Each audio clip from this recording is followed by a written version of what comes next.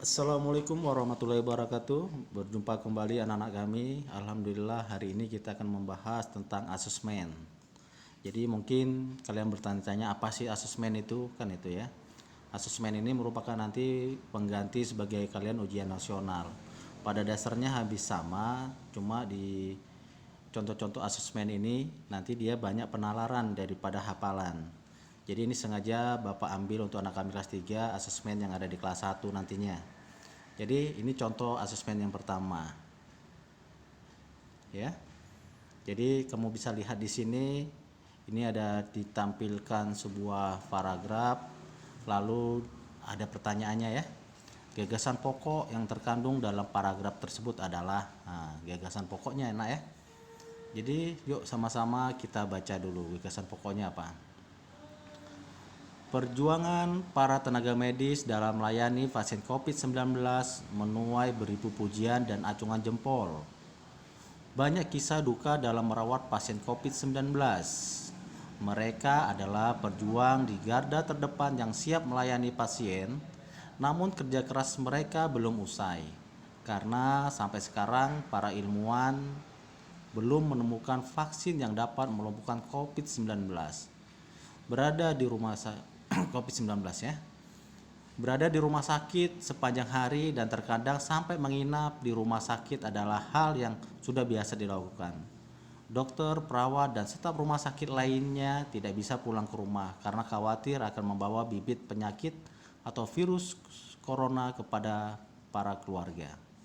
Jadi ditanya gagasan pokok, apa itu tadi gagasan pokok? Berarti paragraf ini bercerita tentang apa? Jadi pilihannya yang mana ya? A. Kalau A, para tenaga medis dan para ilmuwan masih meneliti vaksin untuk melumpuhkan COVID-19. Ini salah satu kalimat, tapi ini bukan gagasan pokoknya anak ya kalau A. B, para dokter memberikan jiwa dan raga untuk melakukan kewajiban sebagai seorang dokter dan perawat. Para dokter memberikan jiwa raga untuk melaksanakan kewajiban sebagai seorang dokter dan perawat. Ini hanya dokter saja, sedangkan di atas tadi apa? Ada perawat juga kan beda dia, dokter sama perawat kan gitu. Oke, berarti yang B juga bukan. Yang C coba kita baca lagi. Perjuangan para tenaga medis dalam melayani pasien COVID-19 yang pantang putus asa. Perjuangan para tenaga medis. Kita lihat dokter, perawat, staf rumah sakit yaitu tenaga medis. Jadi ini pokoknya bisa jadi yang C. Jadi seperti itu. Yang D apa? Ketakutan para tenaga medis. Kan nggak ada takutnya di atas tadi ya. Berarti yang D tidak. Yang E dokter adalah, ini dokter saja. Jadi jawaban yang tepatnya itu adalah yang C. Mengapa C tadi? Ini udah jelas ya. Perjuangan para tenaga medis dalam melayani pasien COVID-19 yang pantang putus asa. Jadi dari kalimat 1 sampai akhir itu bercerita tentang perjuangan para medis. Oke, selanjutnya soal yang kedua. Ya, soal yang kedua ini adalah cerpen. Nanti ada sebuah teks cerpen, amanat yang terkandung dalam penggalan cerpen tersebut adalah yang mana? Berarti amanatnya yang ditanya kan? Amanat itu berarti pesan. Jadi kita lihat di sini. Dari kejauhan sudah terlihat ganas dan menyeramkan. Semua orang tunduk dan takut ketika melihat dia datang. Dia adalah Raden Fatah yang agung, berasal dari kerajaan angin. Anak dari seorang raja. Siang hari biasanya dia keliling kampung untuk meminta pajak kepada para petani dan pedagang.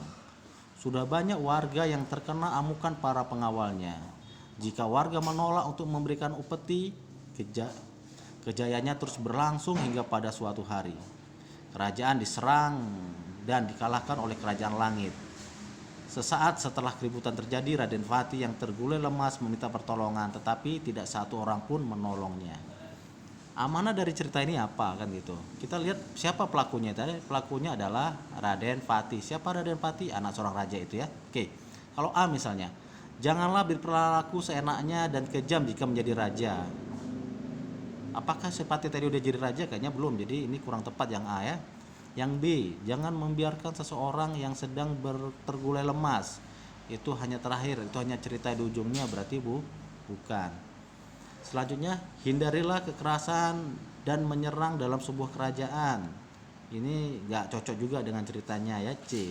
Yang D, Sebagai seorang anak raja, janganlah berperilaku buruk dan kejam. Oke, siapa tadi anak raja? Raden Pati. Kemungkinan jawabannya adalah yang D. Kita lihat yang E. Hindarilah perilaku jahat dan kejam kepada kerajaan. Oke, berarti dari A, B, C yang lebih tepat mengarah ke jawaban yang benar adalah yang D. Sebagai seorang anak raja, janganlah berperilaku buruk dan kejam. Itu. Oke, lanjut ke soal ketiga. Jadi asesmen itu seperti ini dia. Nanti dia pilihannya nanti ya bisa dipilih.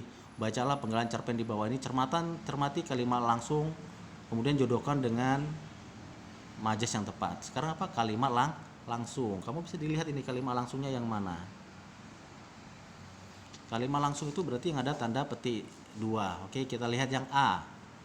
Tony, walaupun kau lari secepat kilat, tetapi aku masih bisa mengejarmu. Oke. Apa tadi? Lari secepat kilat. Kalau lari secepat kilat itu berarti majas apa dia di situ? Adalah secepat kilat berlebih-lebihan. Berarti dia hiperbola. Berarti 3A sama juga dengan 3 dipasangkan. Oke. Selanjutnya yang B. Kita lihat lagi kalimat langsungnya apa ini? John, bagus sekali tulisanmu sampai ibu tidak bisa membacanya. Bagus di sini belum tentu artinya bagus, berarti ini mengejek cara halus. Apa? Ironi. Berarti yang B pasangannya yang 2. Sedangkan yang C kita lihat lagi kalimat langsungnya di sini. Diana, anak kutu buku itu mengikuti Aja Mojang Jejaya, dijamin tidak akan menang. Oke, kutu buku. Berarti ibaratnya dengan kutu buku. Di situ berarti apa? Kutu buku. Orang yang suka membaca itu berarti dengan apa? Metafora. Berarti jawabannya 4. Dan yang terakhir yang ke-6. Kita lihat di mana kalimat langsungnya. Oke. Rumahku biasa-biasa saja hanya untuk melindungi dari panas dan hujan.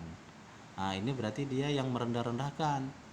Berarti dia adalah litotes. Berarti kalimat litotes berarti 4, jawabannya D1. Oke. Jadi untuk sementara begitu aja nanti asesmen ya. Kita nggak perlu banyak menghafal.